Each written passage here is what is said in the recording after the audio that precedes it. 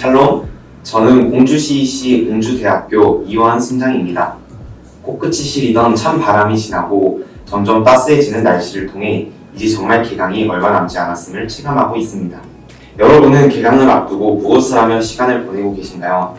저는 새학기에 캠퍼스에서 놀랍게 일하실 하나님을 기대하며 순장의 삶을 준비하고 있는 것 같습니다. 여러분도 올해 캠퍼스에서 일하실 하나님을 기대해 보셨으면 좋겠습니다. 오늘 본문은 요나가 드디어 큰 물고기 뱃속에서 나와 니느웨로 향해 하나님의 말씀을 전하는 내용을 말하고 있습니다.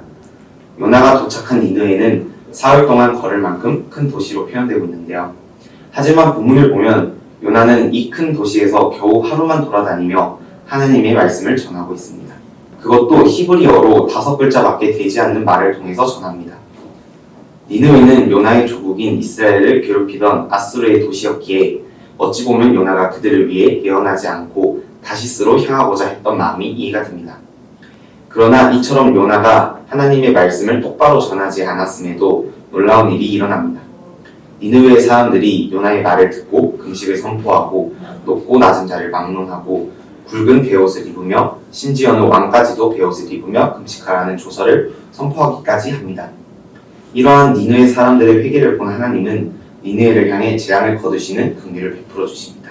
저는 오늘 말씀을 묵상하며 먼저 2가지의 용서를 통해 자비로우신 하나님을 만날 수 있었습니다. 먼저 요나는 하나님의 말씀에 불순종하며 심지어 니느웨의 반대쪽인 다시스로 향하는 불순종을 저지릅니다. 굳이 요나가 아니더라도 하나님께서 사용하고자 하시면 순종했을 선지자가 있었을 것입니다. 그럼에도 성경은 이렇게 말합니다. 여호와의 말씀이 2번째로 요나에게 임하니라. 이처럼 하나님은 요나의 부족함에도 그를 사용하시는 자비로운 분이십니다. 저는 이러한 모습이 우리와 많이 닮아 있다고 느꼈습니다. 우리의 삶 속에서 하나님은 그분께 불순종하며 내 고집을 피우던 우리를 무너뜨리시고 용서하시며 사용하십니다. 저는 얼마 전 단기 선교를 다녀왔습니다. 단기 선교를 준비하는 과정이 뜻대로 되지 않았고 하나님이 일을 하겠다는데 왜? 라며 하나님을 원망했었습니다. 저는 하나님의 뜻이 아닌 제 뜻대로 준비하려는 모습을 발견했고 고난을 통해 제 뜻을 내려놓을 때 하나님께서 일하심을 체험할 수 있었습니다. 저는 오늘의 요나를 보며 우리를 포기하지 않으시고 고난을 통해 우리를 무너뜨리시고 하나님의 뜻대로 다시 세워가시는 하나님을 묵상할 수 있었습니다. 다음으로는 니느웨를 용서하신 하나님이십니다. 악행을 너무 많이 저질러 악독이 하나님 앞에 상달되기까지 한 니느웨였지만 하나님은 그들의 회개하는 모습을 보시고 용서해 주십니다. 니느웨는 어찌 보면 우리의 캠퍼스와 같다고 느꼈습니다.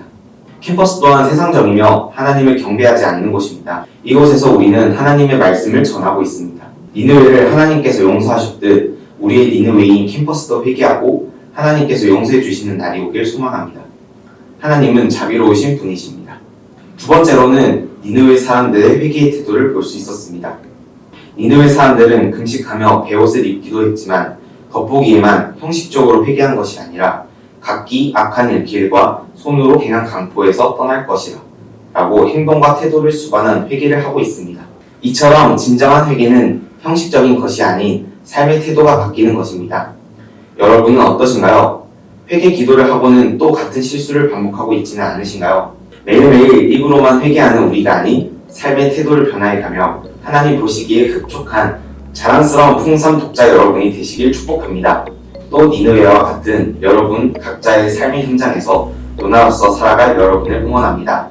샬롬.